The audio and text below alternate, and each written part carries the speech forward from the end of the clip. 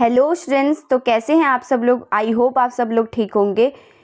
आज की इस वीडियो में हम 4 मार्च को जो आपका पेपर होने वाला था उसके क्वेश्चंस करने वाले हैं विद आंसर, क्योंकि हो सकता है कि आपके 1-2 क्वेश्चन रिपीट हो जाए, तो आपको ये वीडियो देख लेनी चाहिए ताकि अगर क्वेश्चन रिपीट होता है तो आपको आसानी हो करने में। और ये लीक क्वेश्चंस क्यों मैंने बोला है, क्योंकि लीक क्वेश्चन इसलिए क्योंकि ये आपका पेपर हुआ नहीं था, कैंसिल हो गया था। 1-2 सेंटरों में बच्चों को पेपर दे दिया गया था, लेकिन ये जो क्वेश्चन पेपर है आपका बाद में कैंसिल कर दिया गया था, तो इसलिए ये लीक क्वेश्चन ही हम कहेंगे। तो चलिए स्टार्ट करते हैं इस वीडियो को। क्वेश्चन 1 है, भारतीय समाज में शिक्षा के आधार के रूप में विवेक और अनुसंधान के महत्व पर चर्चा कीजिए। क्या मतलब है कि जो भारतीय समाज है उसमें शिक्षा का आधार क्या है और अनुसंधान के महत्व क्या है। तो देखिए, अनुसंधान का पहले मतलब क्या होता है। अनुसंधान का मतलब होता है किसी भी चीज़ में जब हम अनुसंधान करते हैं, जांच पड़ताल करते हैं या उसमें परिवर्तन लाने की कोशिश करते हैं तो उसको ही अनुसंधान कहते हैं। तो भारतीय समाज में शिक्षा के आधार के रूप में विवेक और अनुसंधान के महत्व निम्नलिखित हैं। अगर भारत में शिक्षा के आधार के रूप में अनुसंधान किया जाता है तो यह समाज के लिए काफ़ी लाभदायक होगा, क्योंकि भारत की शिक्षा प्रक्रिया इससे अच्छी होगी। यदि शिक्षा की प्रक्रिया सशक्त एवं प्रभावशाली हो तो व्यक्ति में उसके द्वारा उपरोक्त इच्छा के अनुसार परिवर्तन लाना आसान एवं संभव होगा, अन्यथा नहीं। अतः शिक्षा की प्रमुख समस्या है कि उसकी प्रक्रिया को बहुत मजबूत एवं शक्तिशाली कैसे बनाया जाए। इस समस्या के समाधान के लिए अनुसंधान आवश्यक है। देखिए, क्या समस्या हम इससे कि जो समाज में शिक्षा का आधार अगर हम करेंगे तभी जाके समाज में विवेक आएगा, और अनुसंधान की वजह से ही होगा, क्योंकि अनुसंधान का मतलब क्या होता है कि शिक्षा में नई नई चीज़ों को लाना, नई उसका खोज करना कि कैसे उसे अच्छा बेहतर बनाया जा सकता है, और नई नई तकनीकों द्वारा बच्चों को सिखाना। तो ये सारी चीज़ें अनुसंधान के अंदर आ जाता है। तो अगर अनुसंधान किया जाएगा तो इससे हमें शिक्षा में कमी क्या है वो भी पता चल जाएगा, और उसको कैसे हम बेहतर बना सकते हैं ये भी पता चल जाएगा। तो इसलिए अनुसंधान काफ़ी ज़रूरी है। आगे देखिए, शिक्षा का मुख्य लक्ष्य बालकों के व्यवहार में विकास एवं परिवर्तन करना है। अनुसंधान तथा शिक्षण क्रियाओं द्वारा इन लक्ष्यों की प्राप्ति की जाती है। कि शिक्षा के द्वारा क्या करते हैं लोग, बच्चों में विकास तथा उनके व्यवहार में परिवर्तन लाया जाता है। क्रियाओं द्वारा इन लक्ष्यों की प्राप्ति की जाती है। शिक्षण की समस्याएं तथा बालकों के व्यवहार के विकास संबंधी समस्या का अध्ययन करने वाली प्रक्रियाओं को शिक्षा अनुसंधान कहते हैं। मतलब कि बालकों में कैसे विकास लाया जा सकता है, कैसे उनकी समस्याओं को दूर करा जा सकता है, ये सारी चीज़ों का अध्ययन होता है अनुसंधान के अंदर। इस प्रकार शिक्षा अनुसंधान के प्रमुख मानदंड अधोलिखित है।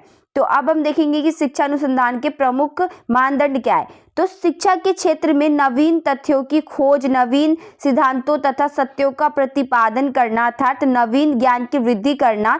नवीन ज्ञान की शिक्षा के क्षेत्र में व्यवहारिक उपयोगिता होनी चाहिए, जिससे शिक्षण अभ्यास में सुधार तथा विकास करके प्रभावशाली बना सके। क्या मतलब है कि शिक्षकों को ऐसे पढ़ाना चाहिए बच्चे को कि बच्चे को भी ना लगे कि वो पढ़ाई कर रहा है, मतलब मौज मस्ती करते हैं जो बच्चों को पढ़ा देना चाहिए। नई नई तकनीकों को लाना ही, ये सारी चीज़ें लाना ही इसका तथ्य होता है अनुसंधान का, जिससे बच्चे आगे विकास भी कर पाएंगे और उनमें वृद्धि भी हो पाएगी। तो यही विकास है।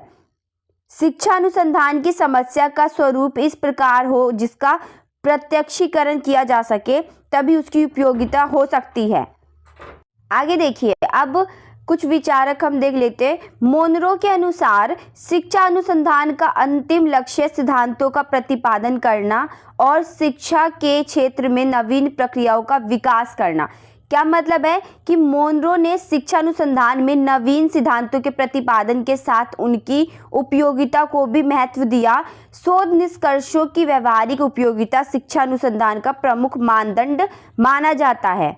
देखिए, क्या मतलब है इसका कि मोनरो कहते हैं कि नए नए सिद्धांतों को तो लाया ही जाना चाहिए अनुसंधान के द्वारा, ताकि बच्चों में विकास किया जाए, वृद्धि किया जाए, लेकिन उसकी उपयोगिता भी बहुत ज़रूरी है, क्योंकि ऐसा नहीं होना चाहिए कि नवीन सिद्धांत मतलब नया सिद्धांत तो ला दिया गया है लेकिन उसका उपयोगी ना हो और उसका महत्व भी ना दिया जाए उसको, तो ये भी बहुत इम्पोर्टेंट रखता है, ऐसा मोनरो कहते हैं। तो उसको उपयोग में लाना भी बहुत ज़रूरी है। शिक्षा अनुसंधान का महत्व, अब देखिए जो शिक्षा में अनुसंधान का महत्व क्या है, तो शिक्षा अनुसंधान से सैद्धांतिक तथा व्यवहारिक पक्षों में वृद्धि या परिवर्तन किया जाता है तथा नवीन परिवर्तनों का अनुशीलन भी किया जाता है। शिक्षा अनुसंधानों के निष्कर्षों की उपयोगिता होती है, यह शिक्षा अनुसंधान की प्रमुख विशेषता है। शिक्षा अनुसंधान से मानवीय ज्ञान में वृद्धि होती है और विकास की क्रियाओं में सुधार होता है, परिवर्तन किया जाता है। मानवीय ज्ञान की 3 अवस्थाएं होती है: ज्ञान का संचयन पुस्तकालय द्वारा, ज्ञान का प्रचार एवं प्रसार शिक्षा संस्था द्वारा। मतलब क्या है कि क्या बोलते हैं ये मोनरो कहते हैं कि जो शिक्षा का अनुसंधान है उसका महत्व क्यों है, क्योंकि वो क्या करता है, बच्चों में विकास करता है, और जब तक उसका उपयोग नहीं किया जाएगा, अनुसंधान में नए नए चीज़ों को तो ला दिया जाएगा लेकिन उसका उपयोग नहीं होगा तो तब तक लागू नहीं किया जा सकता और बच्चों में विकास नहीं हो पाएगा। तो शिक्षा अनुसंधान क्या करेगा कि बच्चों में परिवर्तन लाएगा, उनका विकास करेगा, उनमें वृद्धि लाएगा, उनके जो समस्या होती है उनको पढ़ने या किसी भी चीज़ में उनके सोच को बदलेगा। तो ये सारी चीज़ें अनुसंधान द्वारा ही हो सकता है और नई नई तकनीकों से बच्चों को सिखाया जा सकता है। तो विकास की क्रियाओं में सुधार होगा और परिवर्तन किया जाता है इससे। और मानवीय की बोलते हैं ये कि मानवीय ज्ञान की 3 अवस्थाएं होती है। पहला है ज्ञान का संचय। ज्ञान का संचय मतलब कि कहाँ से ज्ञान संचय क्या कर सकते हैं, कहाँ से ज्ञान एक जगह जहाँ ज्ञान इकट्ठा हो। तो 3 अवस्था होती है। पहला क्या है, पुस्तकालय द्वारा, कि जो लाइब्रेरी होती है या पुस्तक होती है उसके अंदर आपको सब कुछ मिल जाता है कि आप वहाँ से पढ़ के अपना ज्ञान बढ़ा सकते हो। ज्ञान का प्रचार एवं प्रसार, अब ज्ञान का प्रचार प्रसार करना चाहिए ताकि लोगों को शिक्षा पे रुचि जगे। शिक्षा संस्था द्वारा हम प्रचार कर सकते हैं, जैसे स्कूल कॉलेजेस होते हैं तो वो सारे। ज्ञान में वृद्धि, अब ज्ञान में वृद्धि कैसे किया जा सकता है, शिक्षा अनुसंधान द्वारा, कि शिक्षा अनुसंधान होगा तभी बच्चों को नए नए तकनीकों से सिखाया जाएगा। बच्चों में वृद्धि होगी। समाजीकरण के कारक के रूप में इलेक्ट्रॉनिक मीडिया की भूमिका पर चर्चा करें। तो अब समाजीकरण के कारक के रूप में हम इलेक्ट्रॉनिक मीडिया को कैसे देखते हैं, तो समाजीकरण का अर्थ क्या है, समाजीकरण का अर्थ उस प्रक्रिया से है जिसके द्वारा व्यक्ति अन्य व्यक्तियों से अंतः क्रिया करता है।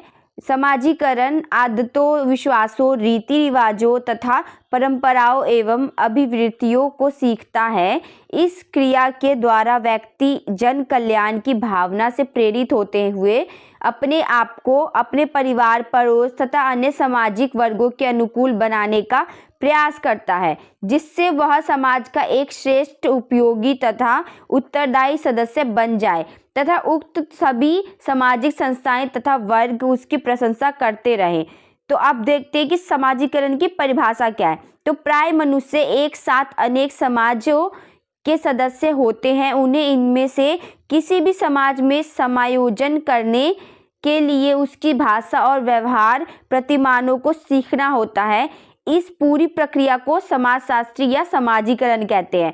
मतलब कि समाज में जब कोई भी मनुष्य आपस में मिलकर रहता है या वो जब किसी से बात करता है या उनकी तरफ बनता है या कोई भी चीज़, तो वो सारा ही समाजीकरण कहलाता है। समाज में रहना ही समाजीकरण है।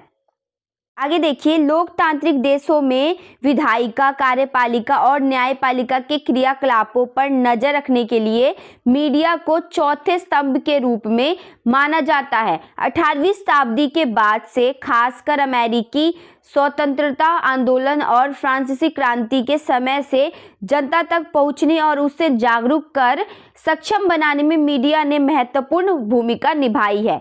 मीडिया अगर सकारात्मक भूमिका अदा करे तो किसी भी व्यक्ति, संस्था, समूह और देश को आर्थिक, सामाजिक, सांस्कृतिक एवं राजनीतिक रूप से समृद्ध बनाया जा सकता है। अगर मीडिया चाहे तो लोगों को जागरूक कर सकती है, उसे सक्षम बना सकती है ताकि वो सही और गलत में फ़र्क निकाल सके।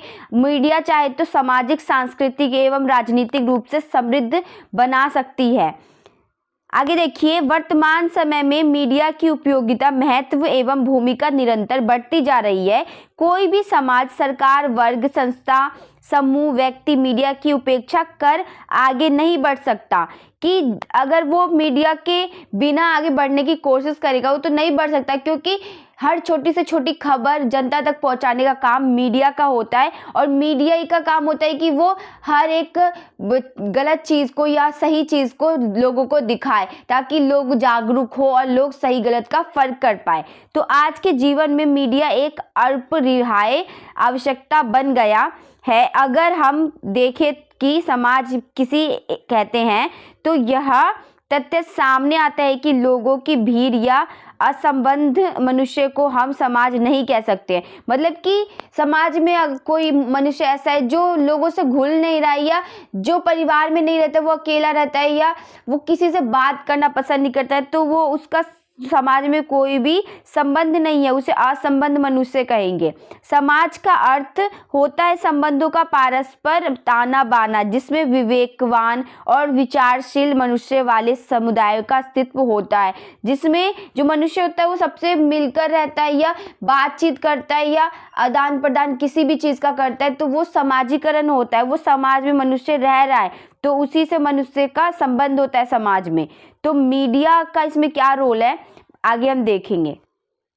मीडिया एक समग्र तंत्र है जिसमें प्रिंटिंग प्रेस, पत्रकार, इलेक्ट्रॉनिक माध्यम, रेडियो, सिनेमा, इंटरनेट आदि सूचना के माध्यम सम्मिलित होते हैं। अगर समाज में मीडिया की भूमिका की बात करें तो इसका तात्पर्य यह हुआ कि समाज में मीडिया प्रत्यक्ष अप्रत्यक्ष रूप से क्या योगदान दे रही है एवं उसके उत्तरदायित्वों के निर्वहन के दौरान समाज पर उसका क्या सकारात्मक और नकारात्मक प्रभाव पड़ता है।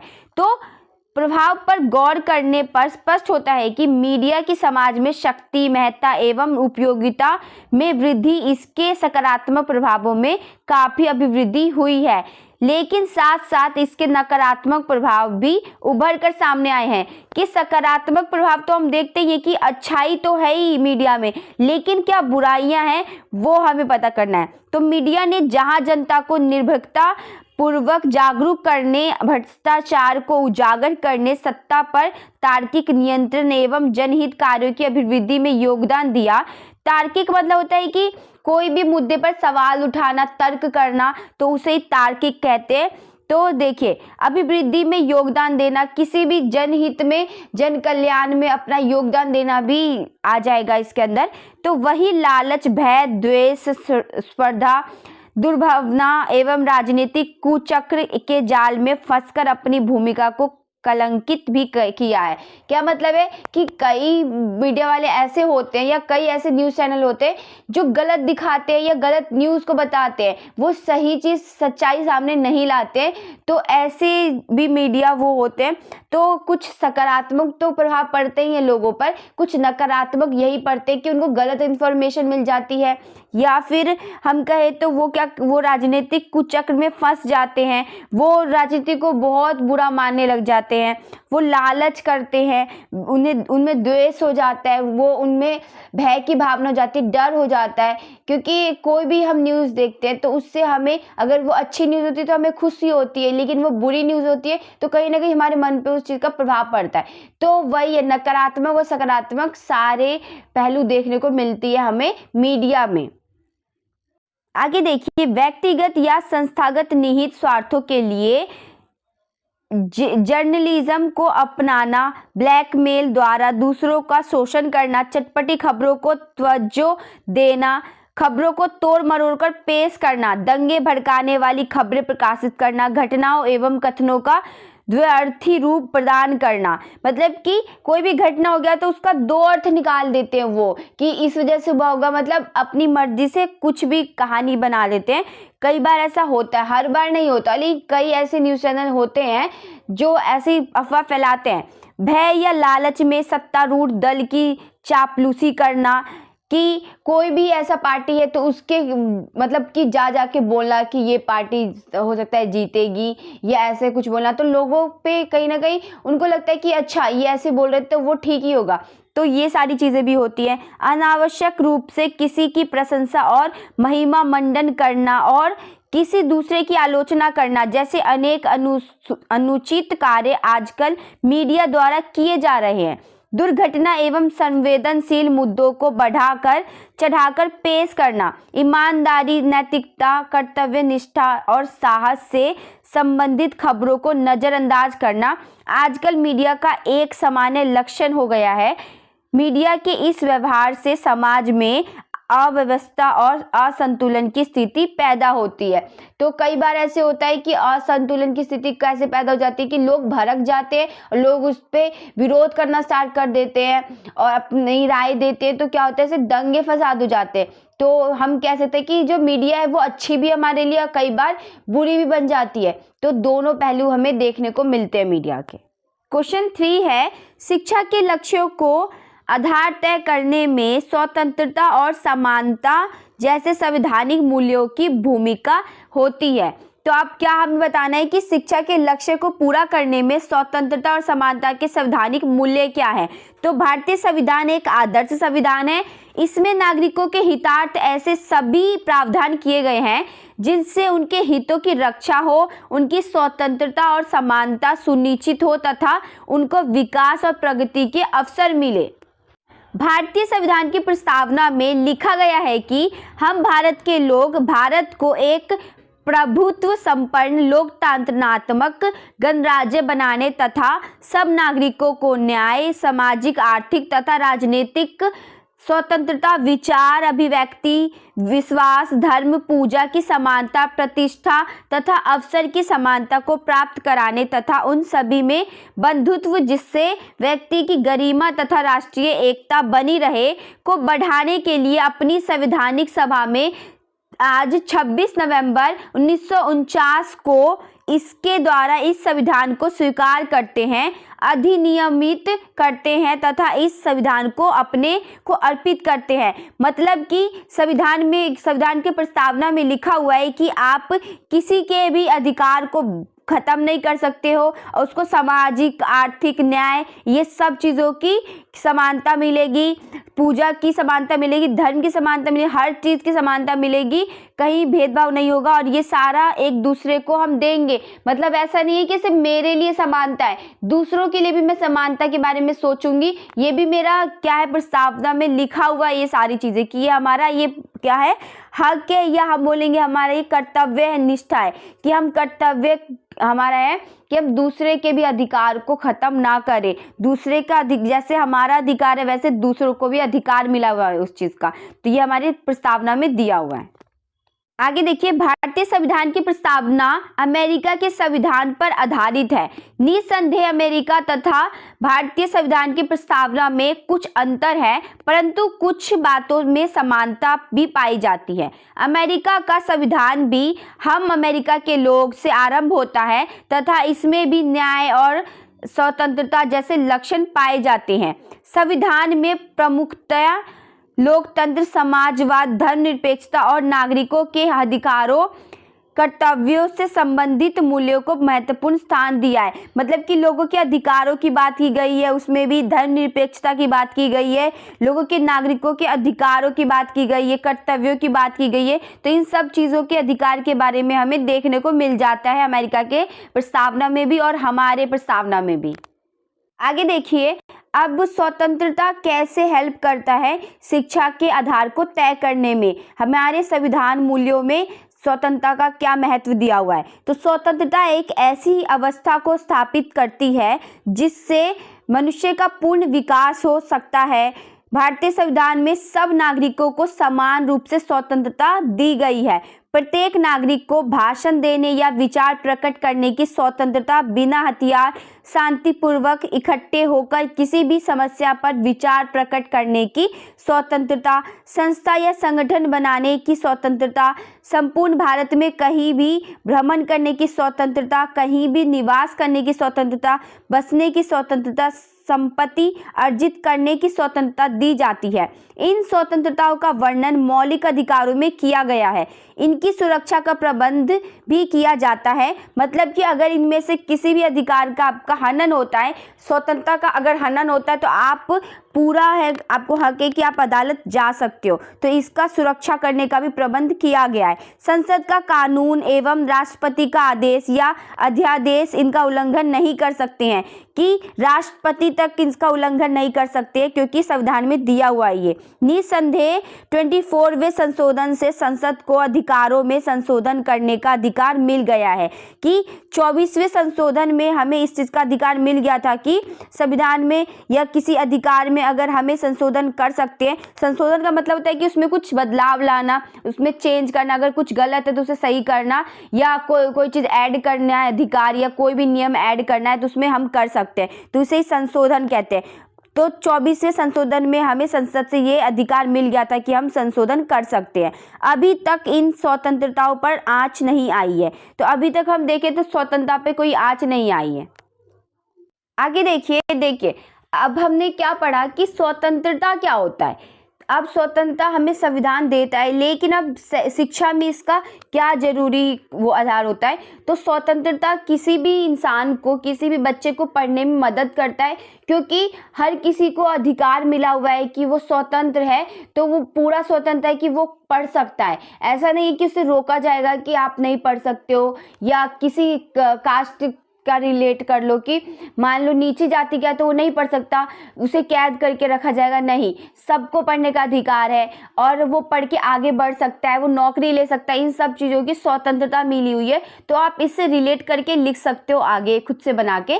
ये मैंने आपको बता दिया कि स्वतंत्रता क्या है और उसके हमें अधिकार कौन कौन से मिले। अब इसमें आप शिक्षा को मिलाकर लिख सकते हो कि शिक्षा पे कैसे हमें स्वतंत्रता मिलती है, कि लोगों को पढ़ने का अधिकार है और कोई एज लिमिट नहीं है पढ़ने का, कि आप इसी एज में पढ़ सकते हो, आप कभी पढ़ सकते हो। बस ये होता है कि आप स्कूल का जो होता है वो टाइम होता है कि आप छोटे हो या 18 साल से ज़्यादा के एज के हो जाते हो तो आप स्कूल में वापस नहीं एडमिशन करवा सकते हो, क्योंकि ये 18 साल के बाद से आप कॉलेज लाइफ में जीते हो, तो उस टाइम पे आप नहीं कर सकते हो। लेकिन आप बाहर से तो पढ़ाई कर ही सकते हो। तो इस चीज़ की पूरी आज़ादी मिली हुई है आपको, स्वतंत्र हो इस चीज़ को लेकर। समानता, अब देखिए समानता क्या है। शैक्षिक अवसरों की समानता का अर्थ हमें समानता को जानने के लिए बाध्य करता है, कि शैक्षिक जब हम शिक्षित होते तभी जाके हमें पता चलता है कि समानता क्या चीज़ है और समानता से क्या लाभ हो सकता है। तो समानता का तात्पर्य यह नहीं है कि सब हर प्रकार से समान हो, ऐसा असंभव है। समानता का तात्पर्य अवसर की समानता से है, मतलब कि हर कोई समानता प्राप्त करे, यही समानता का अर्थ नहीं होता है, क्योंकि हर कोई समान नहीं है, सबका अलग अलग है।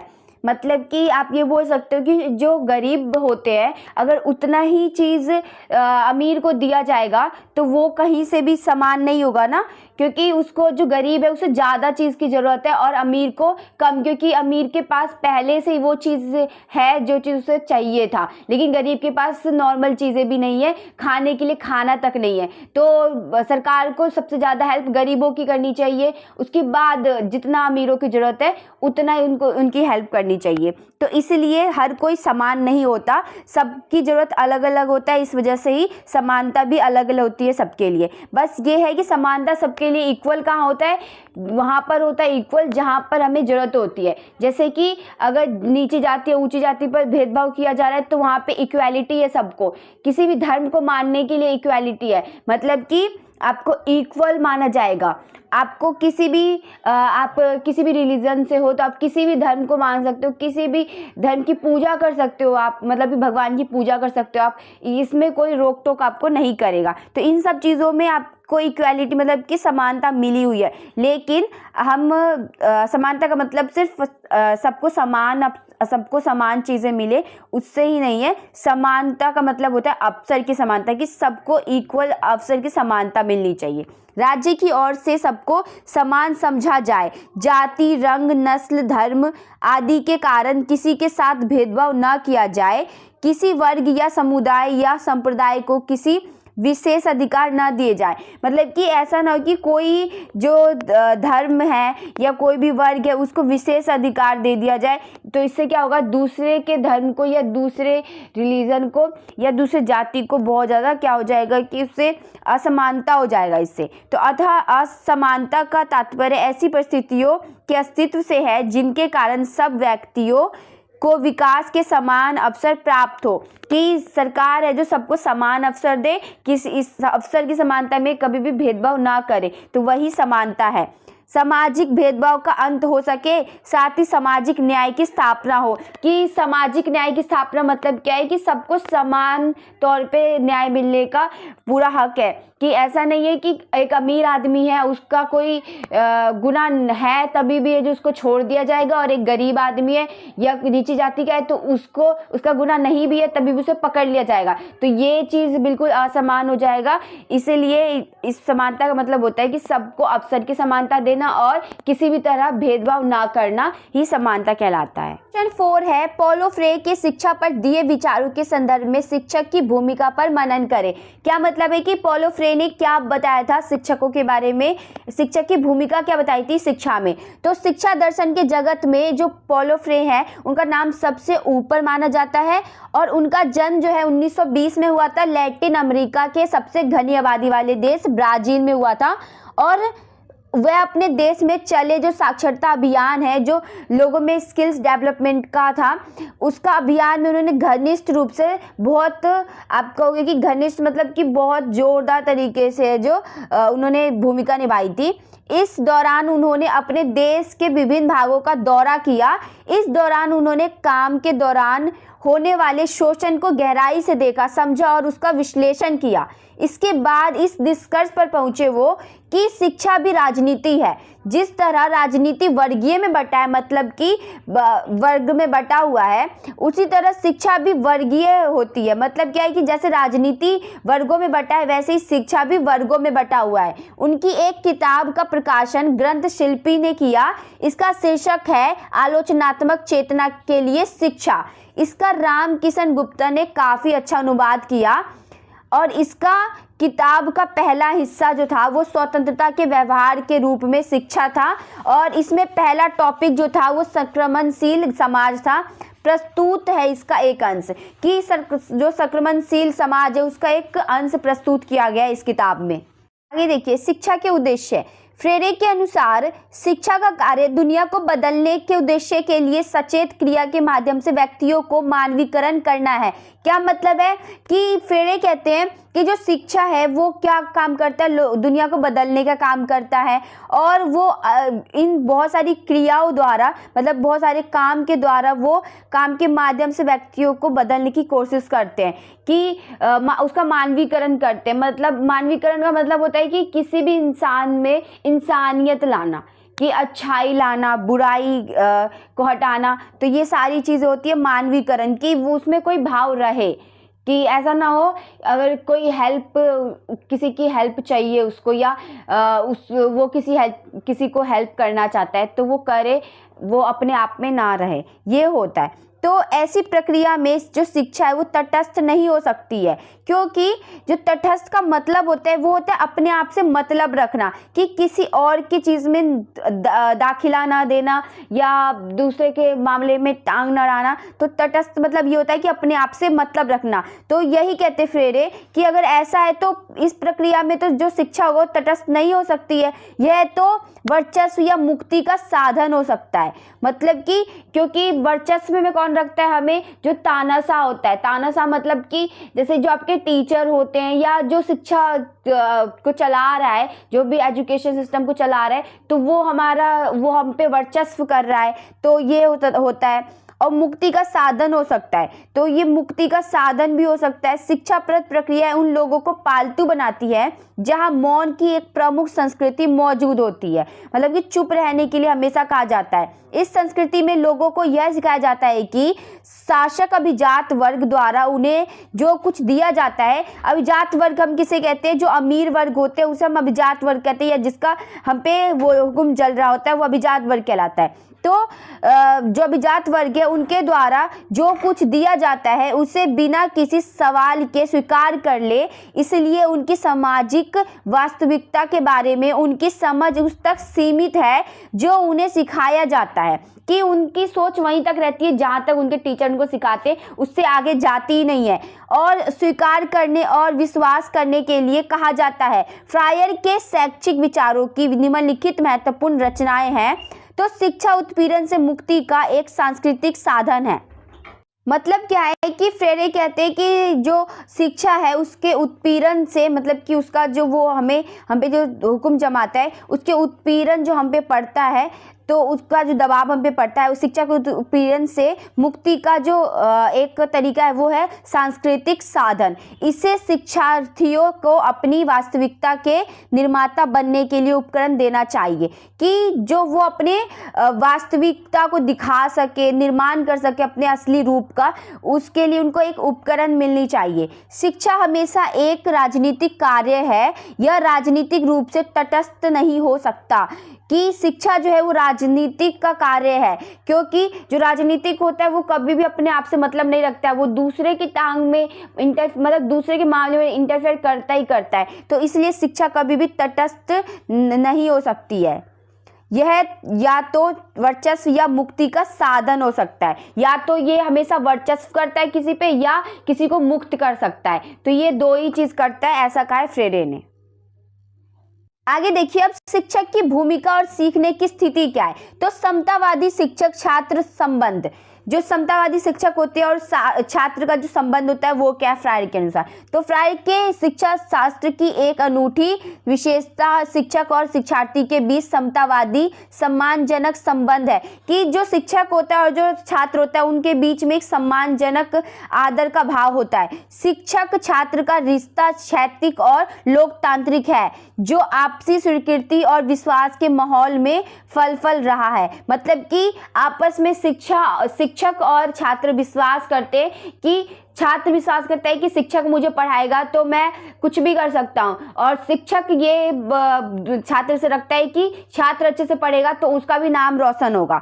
तो समस्या प्रस्तुत करने की विधि में शिक्षक और विद्यार्थी दोनों पढ़ाते हैं और सीखते हैं, मतलब कि पढ़ते भी और सीखते भी है जब ये शिक्षक और विद्यार्थी साथ में होते। तो संवाद में भाग लेने वालों के बीच समानता इसकी सफलता के लिए अनिवार्य शर्त है, कि जब संवाद करते, आपस में बातचीत करते, तो उससे पता चल जाता है कि वो उनमें कितनी समानता है या क्या चीज़ है, वो कैसा बच्चा है। इस प्रणाली में छात्रों के शिक्षक और शिक्षक के छात्रों जैसे शब्दों का मतलब क्या है, कि जब शिक्षक और जब कोई टीचर बात कर रहे, जब शिक्षक और एक स्टूडेंट बात कर रहे होते हैं, तो उन दोनों में जो भी बातचीत होती है तो वो एक दूसरे को समझ आनी चाहिए, तभी है जो शिक्षक छात्र को समझा पाएगा और छात्र है जो अपनी बात रख पाएगा शिक्षक के पास। तो देखिए फिरे के अनुसार दुनिया के साथ और प्रत्येक के साथ सीखने वाले बेचैन अधीर निरंतर पूछताछ के माध्यम से छात्रों के बीच बातचीत और पुनः आविष्कार से कक्षा में नया ज्ञान उत्पन्न हो सकता है।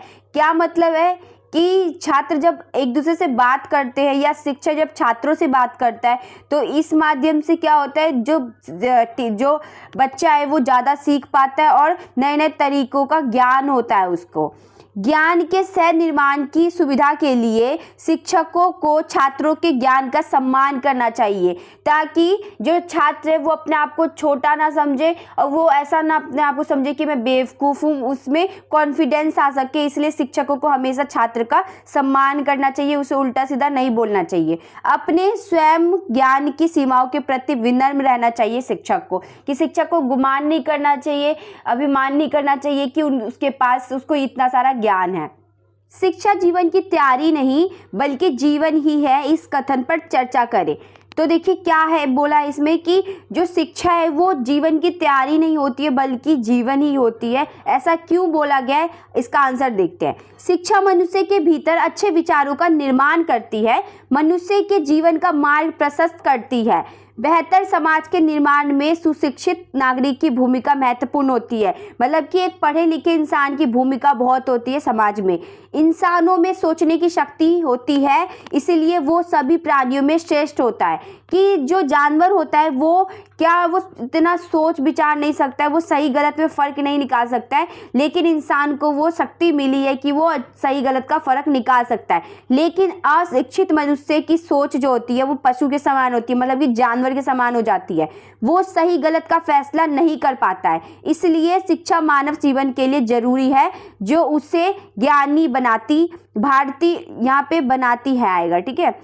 भारतीय संस्कृति में प्रत्येक व्यक्ति के जीवन में 4 लक्ष्य माने गए हैं, जिन्हें पुरुषार्थ की संज्ञा दी जाती है। क्या मतलब है कि धर्म, अर्थ, काम, मोक्ष, इन चारों में से मोक्ष सबसे अधिक पवित्र एवं महत्वपूर्ण माना गया है। कि जो धर्म है वो सबसे पवित्र है, जो मोक्ष है वो सबसे पवित्र है। ठीक है। देखिए आगे, अधिक पवित्र एवं महत्वपूर्ण माना जाता है। प्रत्येक व्यक्ति के जीवन का चरम उद्देश्य मोक्ष की प्राप्ति होती है, अतः शिक्षा ही मोक्ष की प्राप्ति का एकमात्र साधन माना गया है। कि आप मोक्ष तभी प्राप्त कर सकते हो जब आपके पास शिक्षा होगा, आप शिक्षित होगे। जब संसार से आप खुश हो गए, खुश कब होगे? जब आप शिक्षित होगे तो कोई आपको नीचा नहीं दिखाएगा, सम्मान का भावना देगा।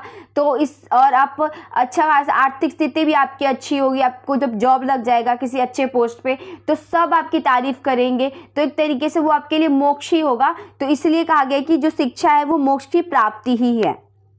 आगे देखिए, लेकिन शिक्षा का उद्देश्य मात्र शिक्षित होना ही नहीं होता, बल्कि शिक्षा के कई अन्य मकसद भी होते हैं, जिसे कई शिक्षकों या विद्वानों ने अलग अलग तरीके से परिभाषित किया है। तो चलिए आपको बताते हैं कि उनकी नज़र में शिक्षा के उद्देश्य के बारे में।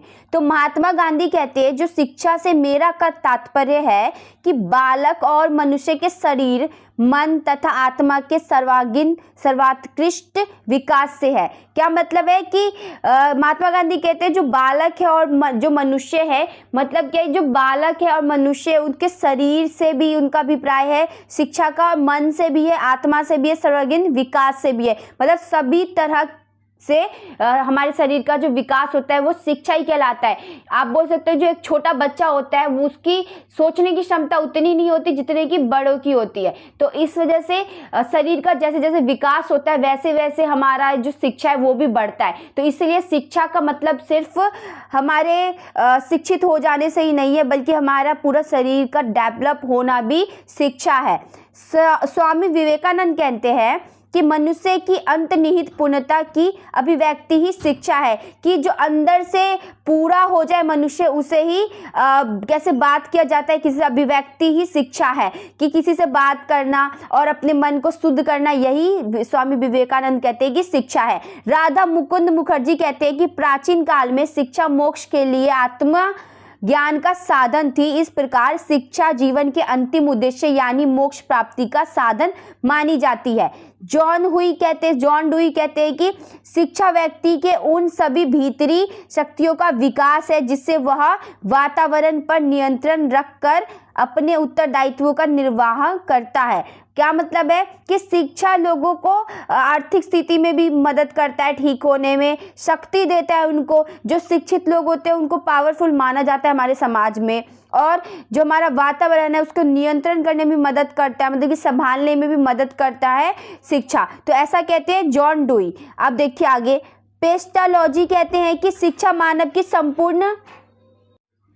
की संपूर्ण शक्तियाँ का प्राकृतिक प्रगति और सामंजस्यपूर्ण विकास है। जो पेस्टालॉजी कहते हैं कि जो शिक्षा है वो मानव का पूरी तरह से शक्ति देता है और प्राकृतिक जो प्रगतिशील है वो सामंजस्यपूर्ण विकास करता है, कि समानता बिठाता है लोगों में। पेस्टालॉजी ऐसा कहते हैं जी, शिक्षा लोगों में समानता बिठाता है और लोगों की शक्ति को बढ़ाता है। राष्ट्रीय शिक्षा आयोग है वो भी कहते हैं कि 1964 से 1966 शिक्षा राष्ट्र के आर्थिक सामाजिक विकास का शक्तिशाली साधन है। शिक्षा राष्ट्रीय संपन्नता एवं राष्ट्र कल्याण की कुंजी है, ऐसा कहते हैं। जो राष्ट्रीय शिक्षा आयोग बनाया गया वो कहते हैं कि जो शिक्षा है वो आर्थिक, सामाजिक और विकास शक्तिशाली साधन है, जो क्या करता है, सबको संपन्न बनाती है और कल्याण की कुंजी भी है ये, कि कल्याण करने में भी मदद करती है। आगे देखिए, दुनिया की प्रगतिवादी विचारों ने बच्चों के अधिकारों के दृष्टिकोण से स्कूली शिक्षा को अनिवार्य बना दिया है।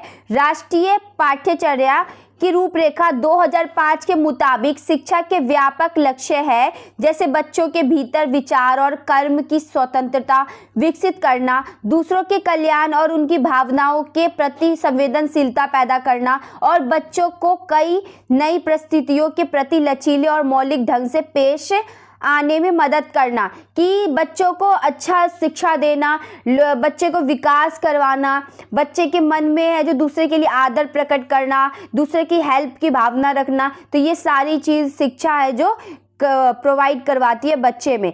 शिक्षा ऐसी होनी चाहिए जिससे उनके भीतर लोकतांत्रिक प्रक्रियाओं में भाग लेने की और मौलिक अभिव्यक्ति की प्रवृत्ति तथा सौंदर्य बोध की समझ विकसित हो, कि उन्हें सही गलत का समझ करने में मदद करे शिक्षा, और जो मौलिक कर्तव्य है उनका, वो उनको समझ आए कि उनका कर्तव्य क्या है, अपने कर्तव्य से वो कभी पीछे ना हटे।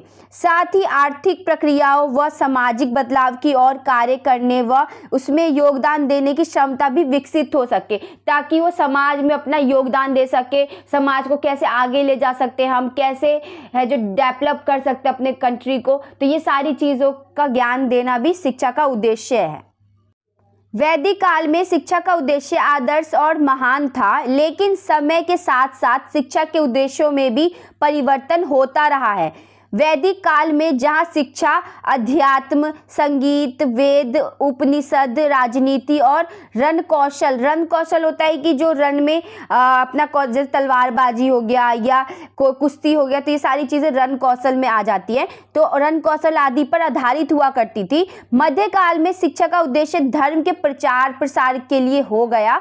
वहीं आधुनिक काल में शिक्षा का उद्देश्य पुनः बालक के सर्वांगीण विकास पर आधारित हो गई है। क्या मतलब है कि जो पहले के टाइम पे वेदों को पढ़ने के लिए किया जाता था, और फिर मध्यकाल में किस लिए किया जाता था, ताकि हम अध्यात्म की तरफ बढ़ सके। उसके बाद क्या हुआ, धर्म का प्रचार कर सके। उसके बाद अभी आधुनिक समय में हम देखते हैं कि बालक में पूरी तरह से विकास करना, सर्वांगीण विकास करना ही इस लक्ष्य माना गया है, इसका यह उद्देश्य माना गया है। इस शिक्षा में बालक के मस्तिष्क के विकास की ही नहीं बल्कि उसके शारीरिक विकास पर भी ध्यान दिया जाता है। आधुनिक पाठ्यक्रम में बालक के हर एक रुचि को ध्यान में रखा जाता है अथवा उसके सर्वांगीण विकास पर विशेष बल दिया जाता है। मतलब है कि उसको किस विषय में, किस सब्जेक्ट में रुचि है, वही सब्जेक्ट उसे पढ़ाया जाता है।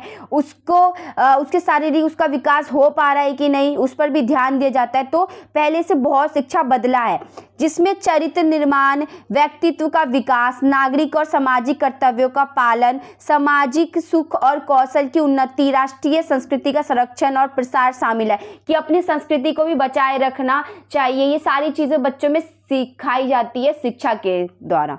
क्वेश्चन 6, अपने जीवन से उदाहरण लेते हुए शिक्षा और स्कूलिंग में अंतर करें। तो आपको बताना है कि शिक्षा और स्कूलिंग में अंतर क्या होता है।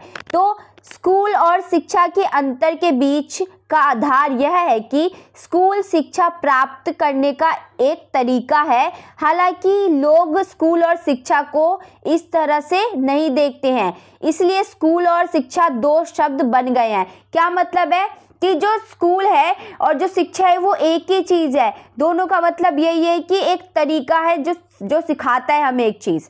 तो जो अक्सर उनके अर्थ और उपयोग में भ्रमित हो जाते हैं, कि हमेशा लोग इसमें मिस्टेक कर देते हैं उसका अर्थ को बताने में, कि शिक्षा का अर्थ क्या है और स्कूल का अर्थ क्या है। कि शिक्षा और स्कूल का दोनों का अर्थ एक ही होता है, क्योंकि दोनों एक तरीका है सीखने की। आगे देखिए, कड़ाई से बोलना, ये दो शब्द कुछ हद तक उनकी इंद्रियों और उपयोग के संदर्भ में भिन्न है। स्कूल शिक्षा के एक स्थान को संदर्भित करता है, दूसरी ओर शिक्षा का तात्पर्य सीखने या सिखाने से है। तो स्कूल में भी तो हम वही करते हैं ना, कि शिक्षा लेते हैं, मतलब कि एक तरीका है जो हमें सिखाता है। शिक्षा का भी मतलब वही चीज़ होता है। तो यह दो शब्दों के बीच मुख्य अंतर है कि अन्य अंतर भी है जिनके बारे में हम अब चर्चा करेंगे। तो देखते हैं शिक्षा। शिक्षा सीखने की प्रक्रिया या शिक्षण की प्रक्रिया है। हालांकि अधिकांश समय जब हम शिक्षा कहते हैं तो हम सीखने और सिखाने की प्रक्रिया का जिक्र कर रहे हैं जो किसी संस्था में होता है। शिक्षा भी जीवन में कुछ भी सीख सकती है। उदाहरण के लिए बाइक चलाना सीखना भी शिक्षा का एक रूप है। आपको वह किसी संस्थान में नहीं मिलता है, आप इसे अपने माता पिता या अपने दोस्तों से सीखते हैं तो भी वो शिक्षा ही कहलाता है। आगे देखिए, विद्यालयों में शिक्षा दी जाती है। एक व्यक्ति जो एक स्कूल या एक कॉलेज में छात्रों को शिक्षित करता है एक शिक्षक कहलाता है। शिक्षा से मनुष्य सिद्ध बनता है। शिक्षा से वह परिष्कृत होता है। उसे अपने जीवन के किसी न किसी भाग में विद्यालय जाना पड़ता है। विशेषकर अपने जीवन के आरंभिक भाग में शिक्षित होने के लिए मनुष्य अपनी शिक्षा के बाद में अपने जीवन में अच्छे उपयोग में ला सकता है कि जब शिक्षित हो जाता है छात्र तो वो अपने शिक्षा को अलग अलग चीज़ों में उपयोग ला सकता है। अपने आर्थिक स्थिति को ठीक करने में भी शिक्षा का उपयोग कर सकता है। तो स्कूल क्या है, अब देखते हैं। तो स्कूल एक ऐसी जगह है जो लोगों को शिक्षा प्रदान करता है। दुनिया के हर देश में स्कूल इसलिए स्थापित किया जाता है कि ताकि बच्चों को इस दुनिया में रहने के लिए आवश्यक ज्ञान हो। आमतौर पर स्कूल वह होते हैं जहां एक बच्चा अपनी प्राथमिक और माध्यमिक शिक्षा प्राप्त करता है। यहीं पर बच्चा औपचारिक तरीके से भाषा सीखता है कि कैसे बात किया जाता है किससे। यह विशेष रूप से उसकी मातृभाषा के संबंध में है कि जो हमारा मातृभाषा होता है वो कोई भी हो सकता है, उसमें आप जब बात करने लग जाते हो तो वही विशेष रूप कहला जाता है उसका। इसके अलावा उसे गणित, विज्ञान, इतिहास और कई अन्य विषयों में ज्ञान प्राप्त होता है जो उसे दुनिया के तरीकों को समझने और सक्षम देने में मदद करता है। एक बार स्कूल शिक्षा समाप्त हो जाने के बाद बच्चे को अपने प्रदर्शन के आधार पर कॉलेज या विश्वविद्यालय में जाने का अवसर मिलता है ताकि वह अपनी पसंद के विषय क्षेत्रों पर अधिक अध्ययन कर सके। कि स्कूल एक संस्था है जो क्या करता है, शिक्षा देता है और शिक्षा भी सीखने की चीज़ है और स्कूल भी क्या करता है, स्कूल भी सिखाता ही है। तो इस वजह से दोनों ही का मतलब थोड़ा सा डिफरेंस है कि जो स्कूल है वो एक संस्था है और जो शिक्षा है वो सीखने की चीज़ है। तो दोनों में सिर्फ एक यही डिफरेंस देखने को मिलता है हमें। आमतौर पर स्कूली शिक्षा तब शुरू होती है जब बच्चा 6 साल का होता है और यह तब तक चलता है जब तक कि 17 साल का नहीं हो जाता। कुछ देशों में यह तब तक चलता रहता है जब तक कि बच्चा 18 या 19 वर्ष का नहीं हो जाता। प्राथमिक विद्यालय में सबसे छोटे बच्चे होते हैं, वह 11 वर्ष से कम उम्र के बच्चे होते हैं। वहाँ से माध्यमिक विद्यालय है। अगर हम स्कूल प्रणाली पर विचार करें तो हम कह सकते हैं कि या हम देख सकते हैं कि हर देश में निजी स्कूल और पब्लिक स्कूल है, मतलब कि प्राइवेट और सरकारी दोनों स्कूल देखने को मिलता है हमें।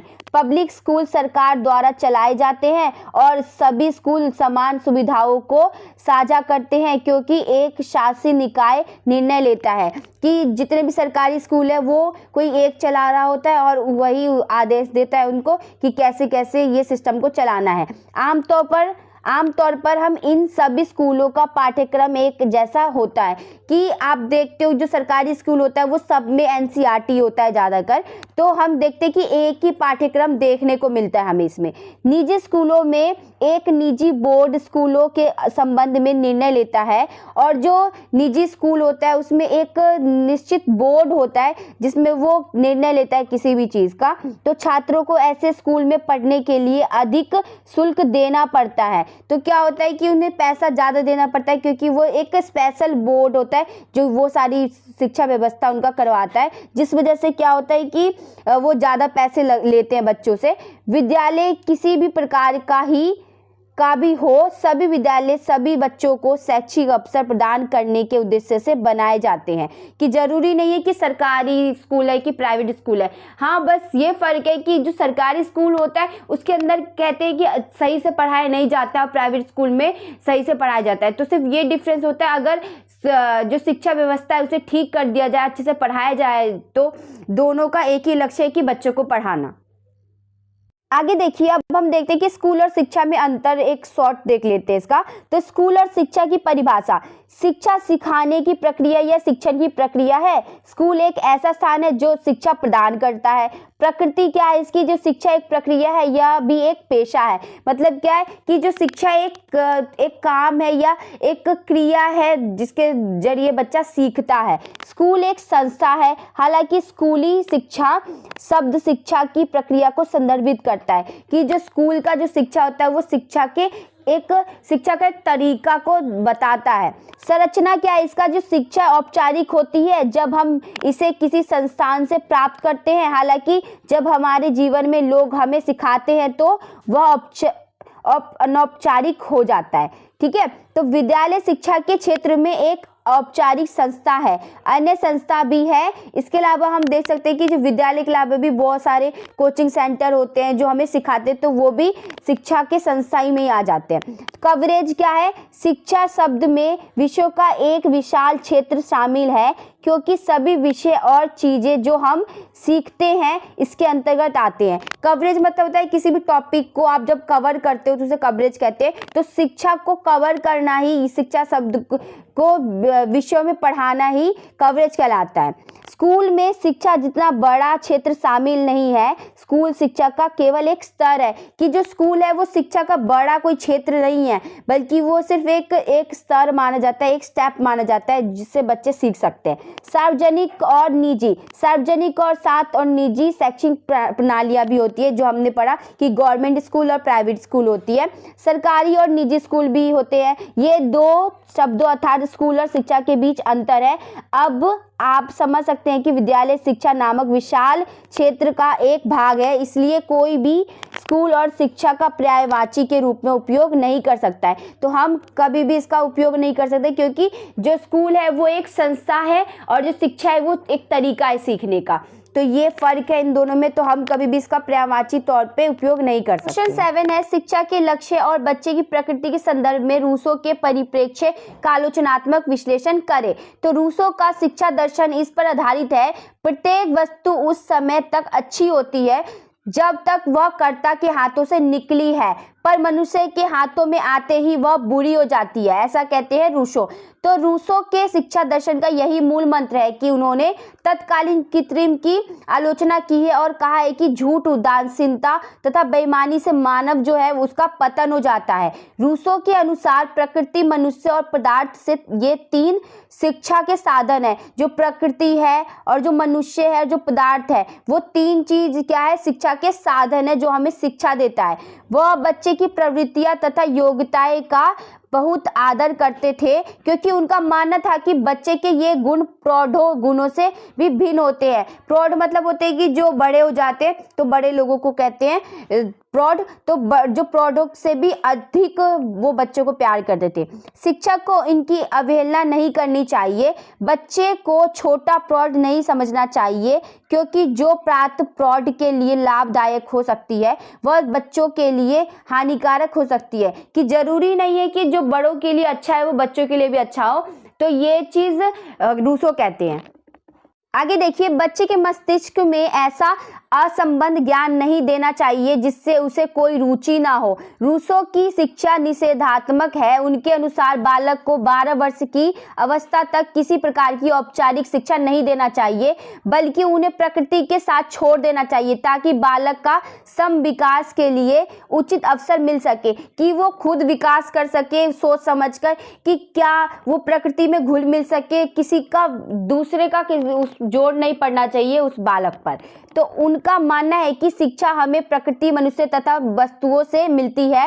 इन तीनों की ही समानता अच्छी शिक्षा की परिचायक है।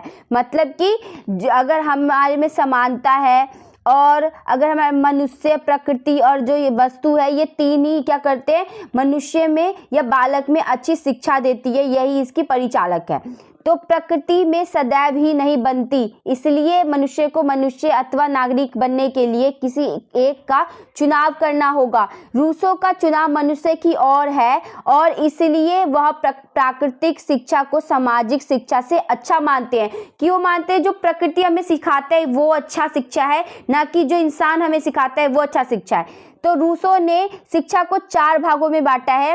पहला है शैशव, दूसरा है बाल्यावस्था, तीसरा है किशोरावस्था और चौथा है प्रौढ़ता की ओर। रूसो शिक्षा का प्रारंभ जन्म से ही मानते हैं। जन्म से ही बच्चा जो कुछ प्रकृति से सीखता है वही उनका शिक्षा है। रूसो की शिक्षा का मूल उद्देश्य है, इसलिए वह बालक को व्यक्तियों की बजाय वस्तुओं पर निर्भर रखना चाहता है, कि वो व्यक्ति पे निर्भर कहते हैं कि नहीं रहना चाहिए, बल्कि वस्तु मतलब कि प्राकृतिक पे निर्भर रहना चाहिए, कि प्रकृति के अनुसार खुद ही बच्चे में वो चीज़ डेवलप हो जाएगी, वो सही गलत में फर्क करने लगेगा।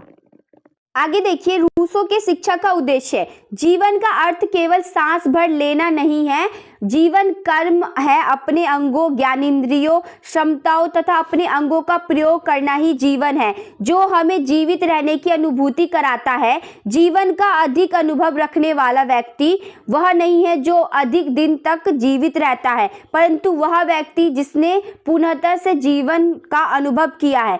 मतलब क्या है कि रूसो का उद्देश्य ये है कि वो मानते हैं जो जीवन है वो सिर्फ सांस लेने के लिए नहीं है, बल्कि कर्म करने के लिए है। हमें जो इंद्रियां मिली हुई है, मतलब जो आँख, नाक, ये सारी इंद्रियां होती है हमारी, जो इंद्रियां मिली है वो हमारी क्षमताओं को बढ़ाने के लिए, हमें गुण लाने के लिए है। हम सिर्फ अगर जीवित है तो हमें अनुभूति करना चाहिए, हमें जब किसी चीज़ का अनुभव होता है तभी जाके वो शिक्षा बनता है। तो वो कहते हैं कि अगर जीवन है तो तुम अनुभव करो। सिर्फ ज़्यादा दिन तक जीने से ही मनुष्य नहीं होता है कि ज़्यादा दिन तक जी गए तभी आपका कुछ नहीं हो पाएगा, आपको अनुभव होना चाहिए किसी भी चीज़ का। तो अतः शिक्षा का उद्देश्य भी रूसो ने पूर्णतः से जीवन व्यतीत करने को मानते हैं, कि जो शिक्षा वही है जो अच्छी तरीके से अनुभव से जीवन जीते हैं तो उन्हें वो शिक्षा मानते हैं। रूसो उपदेशवाद के विरोधी थे। स्वाध्याय किस सिद्धांत को मानते थे? वह लंबी लंबी व्याख्याएं देना पसंद नहीं करते थे, क्योंकि छोटे बालक ना तो इसकी ओर ध्यान देते हैं और ना ही उन्हें समझ पाते हैं, कि वो ज़्यादा लंबी लंबी बातें करना पसंद नहीं करते थे, क्योंकि बच्चों को जैसे समझ में नहीं आता तो वो मानते थे कि इतनी लंबी बात करनी ही नहीं चाहिए कि बच्चों को समझ ना आए। रूसो का मानना है कि जो बातें बालक स्वयं अपनी चेष्टा से सीखता है वह उसके जीवन में गहरा प्रभाव पड़ता है। क्या मतलब है कि कोई ज़बरदस्ती अगर किसी बालक को सिखाना चाहेगा कुछ तो वो नहीं सीख पाएगा। अगर वो चाहता है मन से कि वो मैं सीखूंगा तभी वो सीख सकता है। अगर वो जो अपने मन से सीखेगा उसे ही हम शिक्षा कह सकते हैं।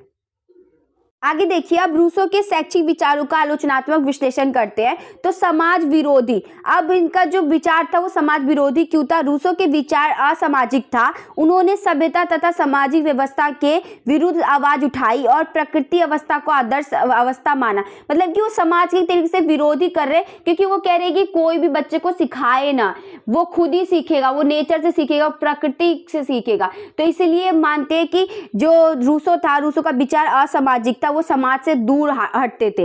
वह बालक को समाज से दूर शिक्षा प्रदान करते थे। वह बालक को 15 वर्ष की आयु तक समाज से दूर रखकर शिक्षा प्रदान करते थे। बालक संबंधी ज्ञान अपूर्ण, मतलब क्या है कि जो बालक का है वो ज्ञान अपूर्ण रह जाएगा। मानते हैं बहुत सारे विचारक ऐसा, कि रूसो ने बालकों के विकास के संबंध में अपने विचार प्रकट किए हैं, वे उपयुक्त प्रतीत नहीं होते। ग्रेव्स ने लिखा है कि रूसो का बालक संबंधी ज्ञान दोषपूर्ण है और उसके सुझाव अप्राकृतिक है, तोड़ मरोड़ और भावुकता से पूर्ण है। क्योंकि जो बच्चा है वो जब तक दूसरे के साथ संबंध नहीं रखेगा, जो दूसरे से नहीं सीखेगा, तब तक वो कुछ नहीं कर पाएगा, उसमें विकास नहीं हो पाएगा, ऐसा मानते हैं ग्रेव्स। आगे देखिए, नारी शिक्षा संबंधी दृष्टिकोण संकुचित, कि मानते हैं वो इनका ये भी विचार गलत है कि जो नारी के संबंधी जो दृष्टिकोण रखते हैं वो भी गलत है, कि रूसो ने नारी शिक्षा के संबंध में जो विचार रखे हैं वह नकारात्मक एवं निष्क्रिय है। ये विचार उनके नारी चरित्र की अनभिज्ञता के भी प्रतीक है। रूसो ने नारी को केवल यौन संतुष्टि तक ही सीमित रखा है, परंतु आज के युग में ये विचार संकुचित या अनुदार दिखाई देते हैं। मतलब कि अभी के टाइम पे हम उसको सही नहीं मान सकते जो उन्होंने बताया है।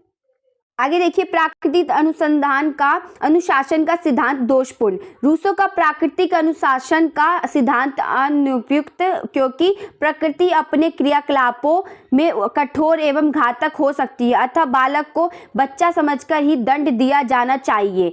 तो ये भी चीज़ गलत है कि वो बच्चा है इसलिए उसको दंड, तो प्राकृतिक तौर पे इसे बच्चा नहीं सीख सकता कि उस पर कोई व्यक्ति अगर सिखाएगा तो वो ज़्यादा अच्छे से समझ पाएगा, वो आपस में घुलेगा मिलेगा तो ज़्यादा अच्छे से समझ सकता है। तो ये भी माना है रूसो ने। तो परस्पर विरोधी विचार, रूसो के विचार में बहुत से विरोधी तत्वों का समावेश होता था। उदाहरण के तौर पर कर सकते हैं, रूसो प्रारंभ में समाज का घोर विरोधी थे। एमिल को किशोरावस्था में हृदय की शिक्षा प्रदान करने के लिए समाज में लाए और उसका जगह जगह के लोगों से संपर्क स्थापित किए। प्रारंभ में वह पुस्तक ज्ञान का विरोध करते थे, कि स्टार्टिंग में जो रूसो थे वो मना करते थे कि वो जो कोई किसी भी तरह का पुस्तक नहीं पढ़ाना चाहिए, कि जो अपनी मर्जी से ज्ञान उसको आएगा वही है, जो पुस्तक पढ़ा के या किसी का ज्ञान थोपना नहीं चाहिए। तो ये सारी चीजें रूसो कहते थे, जो कि बिल्कुल गलत है। शिक्षा कैसे कुछ विचारधाराओं को चुनौती देती है, उदाहरणों की मदद से चर्चा करें। तो सामाजिक दृष्टिकोण का प्रभाव, अब जो शिक्षा है वो कैसे किसी भी विचारधारा को चुनौती देती है, उसका मुंह तोड़ जवाब देती है। तो ये हम बता सकते हैं कुछ उदाहरणों से, कि सामाजिक दृष्टिकोण का प्रभाव भी पड़ता है शिक्षा का, कि शिक्षा पर समाज का बुरा प्रभाव पड़ता है। जिस समाज के लोग रूढ़िवादी, अंधविश्वासी, छुआछूत, ऊंच नीच, जाति पाति एवं अहंकारवादी विचारधारा के होते हैं, समाज में परंपरागत शिक्षा पर बल दिया जाता है, कि वो परंपरागत चला आ रहा जो उनका शिक्षा होता है उसी पे वो बल देते हैं, कि अगर डॉक्टर है, अगर किसी के पापा डॉक्टर थे तो उसका बेटा भी डॉक्टर बनेगा, तो ये परंपरागत शिक्षा आप बोल सकते हो। वैसे समाज में शिक्षा का स्तर भी नीचे गिरता जाता है, लोग एक दूसरे से घृणा करने लगते हैं और साथ में दी जाने वाले शिक्षा ग्रहण करने में हिचकिचाते हैं, जिसके कारण समाज पर इसका बुरा प्रभाव पड़ता है। साथ ही शिक्षा पर भी, शिक्षा इन बुराइयों को दूर करने का पूरा प्रयास कर रहा है और कुछ हद तक इन प्रयासों में सफल भी हो गया है, पर अब भी समाज को बुरी तरह से बदल दिया गया नहीं सका। क्या मतलब है कि शिक्षा अभी भी पूरी तरह से बदल नहीं सका है समाज को, अभी भी जो समाज है वो बहुत ही बुरा विचार रखता है और कहीं ना कहीं अभी भी वो वही पुरानी सोच लेकर बैठा हुआ है। तो इन सब चीज़ों को दूर करने का काम शिक्षा करता है और उसको मुंह तोड़ जवाब देता है। नेक्स्ट है आर्थिक दशाओं का प्रभाव। अब आर्थिक दशाओं का प्रभाव कैसे पड़ता है, समाज की आर्थिक दशा ठीक न होने के कारण कहीं ना कहीं शिक्षा को दिया जाता है। जहाँ की शिक्षा व्यवस्था अच्छी होती है वहाँ की सामाजिक स्थिति में सुधार आता है, और जहाँ की शिक्षा व्यवस्था ठीक नहीं होती है वहाँ की आर्थिक स्थिति भी ठीक नहीं होती है। अतः समाज का शिक्षा पर गहरा प्रभाव पड़ता है। आर्थिक दशाओं को ठीक करने के लिए अच्छा शिक्षा व्यवस्था का होना आवश्यक है। मतलब कि अगर गरीबी हम कम करना चाहते हैं तो हम अच्छा जो एजुकेशन सिस्टम है वो होना चाहिए, तभी हम गरीबी को कम कर सकते हैं। आज का युग आधुनिक युग है और जहाँ की शिक्षा नीति अच्छी होती है वहाँ की आर्थिक में भी बढ़ोतरी होती है। सरकार भारत के शिक्षा नीति में हर 5 वर्षों में बदलाव करता है ताकि भारत की शिक्षा नीति उनकी आर्थिक स्थिति में भी बदलाव ला सके, कि भारत में भी बदलाव आया जा सके, आर्थिक स्थिति उसकी अच्छी हो सके। तो हर 5 वर्षों में हम देखते हैं कि बदलाव एजुकेशन सिस्टम में लाया जाता है। आगे देखिए, क्योंकि शिक्षा ही एक ऐसा जरिया है जिसके माध्यम से भारत जैसे विकासशील देशों की आर्थिक स्थिति को मजबूत बनाया जा सकता है। भारत वैसे भी एक कृषि प्रधान देश है जहां के लोग खेती बाड़ी से अपनी जीविका चलाते हैं, लेकिन इन जीविका को चलाने के लिए भी उन्हें शिक्षा ग्रहण करने की अति आवश्यकता है, क्योंकि शिक्षा ही एक ऐसा साधन है जिसके माध्यम से उन्हें अच्छी फसल प्राप्त हो सकती है। उन फसलों की कमियों एवं उत्तम किस्म की फसलों के उत्पादन में भी बढ़ोतरी हो सकती है, लेकिन इन पर ध्यान नहीं देने के कारण आज भारत देश अन्य देशों से काफी पिछड़ा हुआ है। अतः आर्थिक स्थिति मजबूत करने के लिए शिक्षा की अहम भूमिका होती है। तो धार्मिक दशाओं में हम प्रभाव देखते हैं कि क्या पड़ता है शिक्षा का। तो भारत ही एक ऐसा देश है जहां अनेकों धर्म के लोग निवास करते हैं। यहाँ लगभग 15,000 धर्म एवं देवी देवता हैं। फिर भी सभी धर्मों का केंद्र बिंदु एक ही है, वह है आस्था। लेकिन इस आस्था में भी लोगों में समाज एक रूपता नहीं देखा जाता है कि हम एक रूपता लोगों में आस्था नहीं देख सकते हैं। सभी अपने अपने धर्म से प्रेम रखते हैं तथा शिक्षा पर इसका गहरा प्रभाव पड़ता है।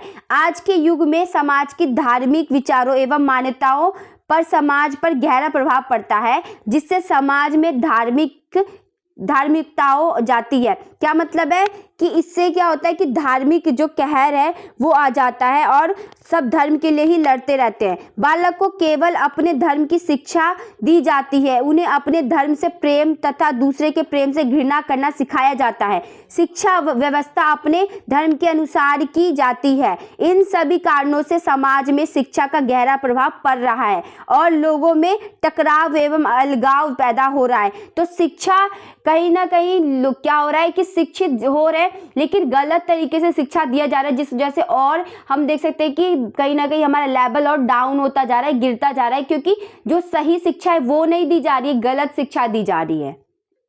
अब देख लेते हैं कि राजनीतिक दशाओं का क्या प्रभाव पड़ता है शिक्षा पर। तो समाज की राजनीतिक दशाओं का गहरा प्रभाव पड़ता है। जिस समाज की राजनीतिक स्थिति जैसी होनी चाहिए उस समाज की शिक्षा वैसे ही होती है। मतलब कि जैसा समाज होगा वैसा ही राजनीतिक होगा। जिस समाज के राजनीतिक कट्टरतावादी के होते हैं उस समाज की शिक्षा व्यवस्था भी उसी प्रकार होती है। आज हम देखते हैं कि अमेरिका, चीन, इंग्लैंड जैसे देशों में शिक्षा राजनीतिक दशाओं पर निर्भर करती है। इन सब के बावजूद भी भारत एक ऐसा देश है जहां राजनीतिक पर शिक्षा एक अहम भूमिका होती है, क्योंकि यहाँ के विद्यार्थी राजनीति पर बढ़ चढ़कर हिस्सा लेते हैं और इसका पूरा फायदा जो है राजनीति नेता ही लेते हैं। अतः सरकार को इन बातों पर ध्यान देना चाहिए कि क्योंकि राजनीति का प्रभाव शिक्षा पर पड़ता है और एक अलग ही छाप छोड़ जाता है, इसलिए समाज पर राजनीतिक चलती है तो समाज या इसका प्रभाव शिक्षा को भी पड़ता है कि जैसे जैसे लोग बनाएंगे राजनीति को वैसे ही वैसा शिक्षा बनेगा। क्योंकि अगर अच्छे लोग आएंगे तो अच्छा एजुकेशन सिस्टम बनेगा, अगर बुरे लोग आएंगे तो वो बुरा बनाएंगे। तो इस वजह से कहीं ना कहीं हम देखते हैं कि जो शिक्षा जो राजनीतिक दशाओं में हम देखते हैं कि शिक्षा पे प्रभाव पड़ता है। इस चीज जो आपका पेपर होने वाला था उसके क्वेश्चंस देखे विद आंसर। तो आई होप आपको ये वीडियो अच्छी लगी हो। अगर अच्छी लगी है तो प्लीज़ चैनल को सब्सक्राइब एंड वीडियो को लाइक कर दीजिए। Thanks for watching. Thank you.